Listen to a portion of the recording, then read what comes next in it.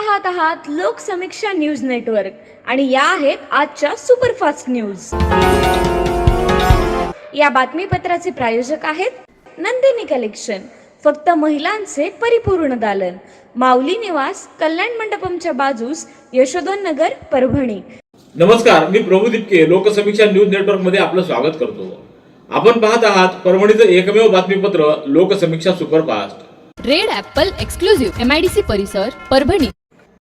परभणी शहरातल्या वांगी रस्त्यावरील अपना नगर भागातील मारुती मंदिरातील मारुतीची मूर्ती महानगरपालिकेच्या एका पथकानं आज पहाटे फौज फाट्यानिशी हटवल्यास त्याचबरोबर ओट्यासह टीन शेड देखील जमीनदोस्त केल्याच्या निषेधार्थ सकल हिंदू समाज बांधवांनी आज महापालिकेच्या कार्यालयासमोर जोरदार निदर्शनं केली।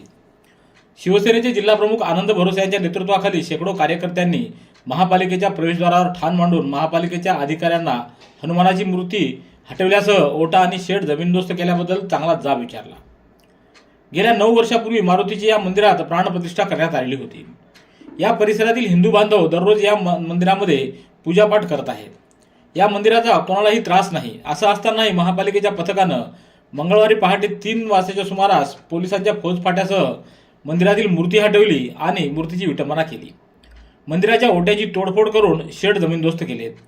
या संबंधीची कारवाई भल्या पहाटे 3 वाजता कोणत्या अधिकाऱ्याने केली व ती का केली याचा खुलासा करावा अशी मागणी शिवसेनेचे जिल्हाप्रमुख आनंद भरोसे यांनी यावेळी केली। तर यावेळी संतप्त आंदोलकांनी हे बेकायदेशीर कृत्य करणाऱ्या अधिकाऱ्याविरोधात कठोर कारवाई व्हावी अशी मागणी केली। तर शिवसेनेच्या संतप्त कार्यकर्त्यांनी महापालिकेमध्ये शिरून काचांची तोडफोड केली आहे। या प्रकरणी पोलिसांनी आंदोलकांना ताब्यात घेतला असून जवळपास 10 ते 15 जणांवर गुन्हा नोंदवण्यात आलेला आहे।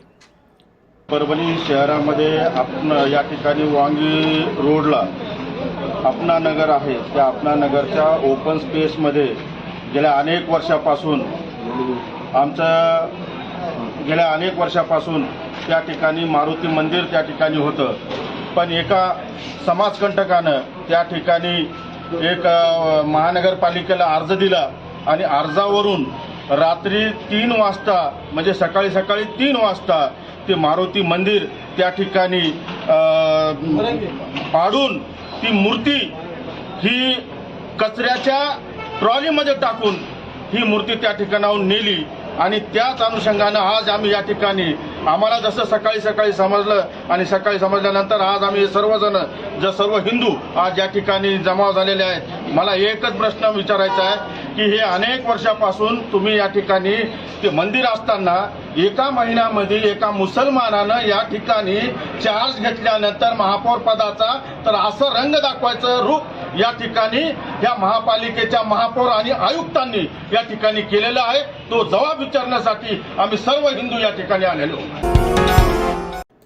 महापालिकेच्या हद्दीतील प्रभाग क्रमांक 3 मधील वांगी रस्त्यावरील अपना कॉर्नर भागामध्ये जी घटना घडली त्या संदर्भात महापालिका प्रशासनाच्या वतीनं आपणास कोणतीही माहिती लेखी स्वरूपात देण्यात आलेली नाही असं मत महापौर सय्यद इक्बाल सय्यद खाजा यांनी मंगळवारी सायंकाळी प्रसारमाध्यमांना पाठवलेल्या एका प्रेस नोटद्वारे दिला असून या प्रकरणी सखोल चौकशी करून दोषींविरुद्ध कठोर कारवाई करण्यात येईल अशी ग्वाही महापौर सय्यद इक्बाल यांनी दिली आहे।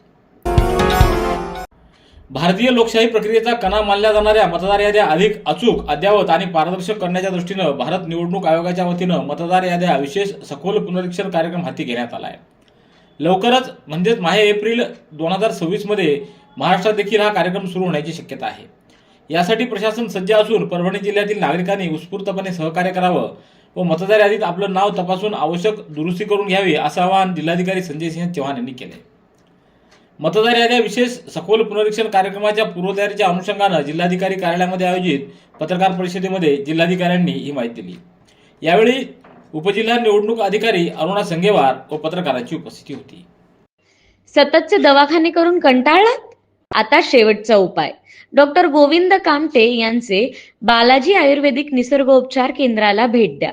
शुगर, मूळव्याध, ॲलर्जी, सोरायसिस, गजकर्ण, दमा, लठ्ठपणा, गुडघेदुखी, कंबरदुखी, वात, गाठीचे आजार, लकवा, केस गळणे, मुतखडा, सफेद डाग यांसारख्या जुनाट आजारांवर खात्रीशीर उपचार केले जातात।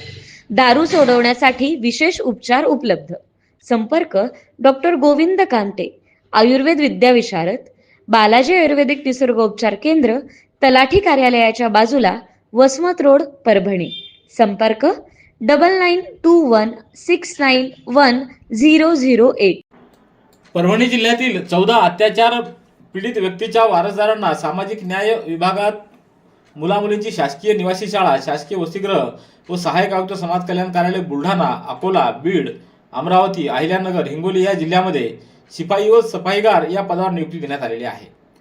जिल्हाधिकारी संजय सिंह चव्हाण यांच्या हस्ते आज त्यांना नियुक्तीचे आदेश वितरित करण्यात आले.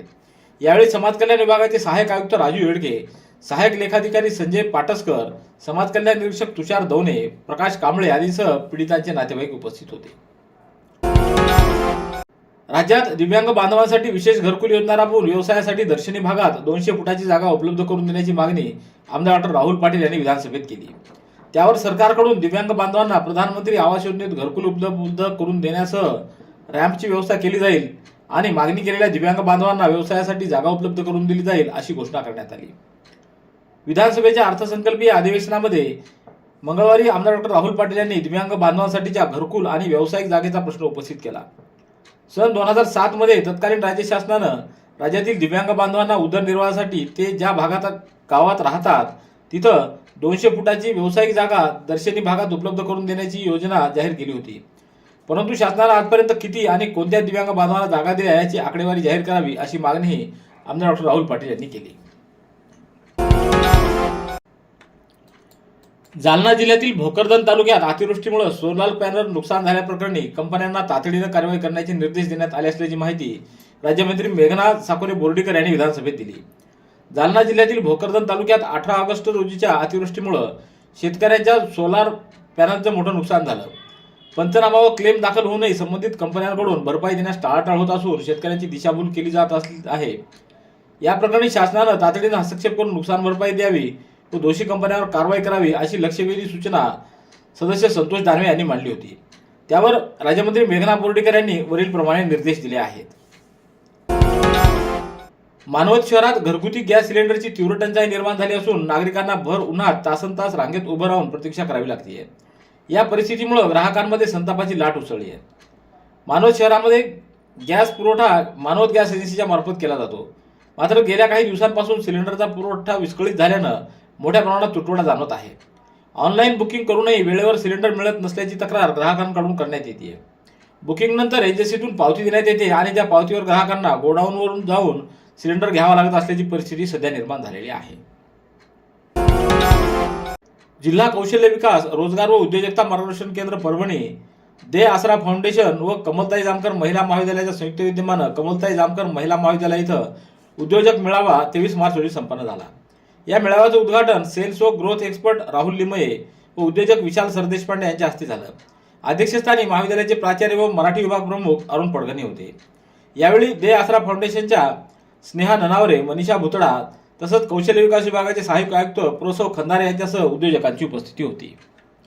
Red Apple furniture, smart furniture for smart people. Exclusive Parbhani शहरातील भव्य शोरूम रेड ॲपल एक्सक्लुझिव्ह, भारतातील स्मार्ट फर्निचर ब्रँड आता आपल्या परभणी शहरामध्ये. हो, आता आपल्या परभणी शहरामध्ये. या अंतर्गत ऑफिस, बेडरूम, डायनिंग, लिव्हिंग इत्यादी प्रकारचे फर्निचर आपणास मिळेल.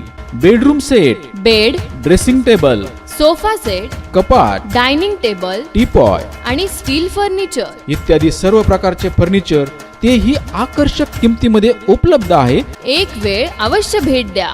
रेड ॲपल फर्निचर, MIDC परिसर, भारतीय स्टेट बँकेच्या जवळ, परभणी. पाथरी इथं जुगार अड्डा व मटका बुकी सुरू असल्याची माहिती पोलीस उपमहानिरीक्षक शहाजी उमाप यांना प्राप्त झाल्यानं त्यांनी पोलीस अधिकारी व अंमलदाराचे एक पथक परभणी जिल्ह्यातील पाथरी इथं रवाना केलं होतं. 23 मार्च रोजी या पथकानं पाथरी शहरातील रशीद कॉलनी परिसरातील एका शेडमध्ये तिरट नावाचा जुगार खेळणाऱ्या 8 इसमांना ताब्यात घेऊन त्यांच्याकडून 33,200 रुपयाची रोकड आणि 7 मोबाईल असा एकूण 83,200 रुपयाचा मुद्देमाल जप्त केला. त्यांच्या विरोधात पाथरी पोलीस ठाण्यात गुन्हा नोंदवण्यात आला आहे. तर पाथरी शहरातील नायब हॉटेलच्या बाजूला असणाऱ्या एका शेडमध्ये फन टार्गेट चक्री म्हणजेच बिंगो नावाचा जुगार ऑनलाईन पद्धतीने खेळला जात असल्याच्या माहितीवरून या ठिकाणी कारवाई करत आरोपींना ताब्यात घेऊन त्यांच्याकडून 36,600 रुपयाची रोकड, 1 मोबाईल, संगणक व साहित्य असा एकूण 66,600 रुपयाचा मुद्देमाल जप्त केला आहे. त्यांच्या विरोधात देखील पाथरी पोलिसात गुन्हा नोंदवण्यात आलेला आहे.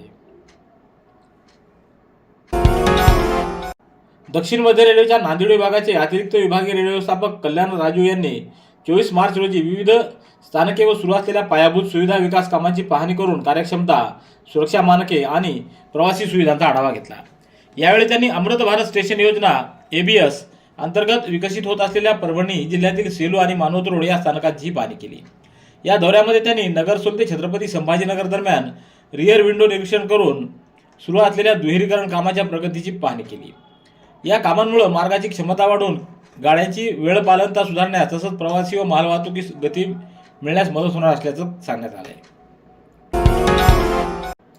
पूर्णा रेल्वे स्थानकाच्या संरक्षण भिंतीलगत मोठ्या प्रमाणावर होणारी अतिक्रमणं पालिका प्रशासनानं मंगळवारी दुपारी पोलीस बंदोबस्तामध्ये हटवण्यास सुरुवात केली. रेल्वे स्थानकाच्या संरक्षण भिंतीलगत मुख्य रस्त्याच्या कडेला नाल्यावर मोठ्या प्रमाणावर छोटी मोठी अतिक्रमणं पद्धतशीरपणे विसावली होती. पानटपरी, छोट्या हॉटेलसह अन्य स्टॉल सुद्धा बिनधास्तपणे उभारले गेले होते. या अतिक्रमणाच्या विरोधात मोठ्या प्रमाणावर ओरड होऊन सुद्धा पालिका प्रशासनानं नाल्यावरील ती अतिक्रमणं हटवलीच नाहीत. अखेर मुख्याधिकारी डॉक्टर उत्कृष्ट गुटे यांच्या नेतृत्वाखाली अधिकारी कर्मचाऱ्यांच्या एका पथकानं मंगळवारी दुपारी या नाल्यावरील सर्व अतिक्रमणं JCB मशीन आणून हटवण्यास सुरुवात केली. परभणीच्या वसंतराव नाईक मराठवाडा कृषी विद्यापीठ अंतर्गत सेंद्रिय व नैसर्गिक शेती संशोधन व प्रशिक्षण केंद्र तसंच कृषी तंत्रज्ञान व्यवस्थापन यंत्रणा परभणी यांच्या संयुक्त विद्यमाने 2 दिवसीय शेतकरी प्रशिक्षण कार्यक्रमाचं आयोजन करण्यात आलंय. हा कार्यक्रम 24 ते 25 मार्च या दरम्यान पार पडत असून उद्घाटन समारंभ 24 मार्च रोजी सकाळी 11 वाजता विद्यापीठाच्या प्रशासकीय इमारतीतील सभागृह क्रमांक 18 इथं संपन्न झाला. कार्यक्रमाचं अध्यक्ष व उद्घाटक म्हणून कुलगुरू डॉक्टर इंद्रमणी हे उपस्थित होते. तर प्रमुख पाहुणे म्हणून डॉक्टर खिजर बेग, डॉक्टर राकेश आयरे, डॉक्टर हिराकांत काळपांडे, अभिषेक गोडके, डॉक्टर हरिहर कौसडीकर, डॉक्टर आनंद गोरे, डॉक्टर मीनाक्षी पाटील, डॉक्टर श्रद्धा दुर्गुंडे, डॉक्टर पपिता गोरखेडे आणि प्रगतिशील शेतकरी रामराव निळे, कृष्णा गव्हाणे, प्रताप काळे, गोविंद दुधाटे आदींची उपस्थिती होती. नांदेड विभागाच्या बिझनेस डेव्हलपमेंट युनिट तसंच वाशिम येथील मुख्य मालधक्का पर्यवेक्षक यांच्या सक्रिय प्रयत्नातून रस्ते मार्गावरील मालवाहतूक रेल्वे मार्गाकडे वळवण्यात यश आले. कारंजा वाशिम येथील मेसर्स रामदेव बाबा ट्रेडर्स आणि मेसर्स मोहिनी कॉर्पोरेशन या नव्या ग्राहकांना जोडण्यात आला असून त्यांनी गहू वाहतुकीसाठी रेल्वे मार्गाचा अवलंब करण्याचा निर्णय घेतला आहे. या मालाची लोडिंग वाशिम येथील गुड्स शेडवरून करण्यात येत आहे.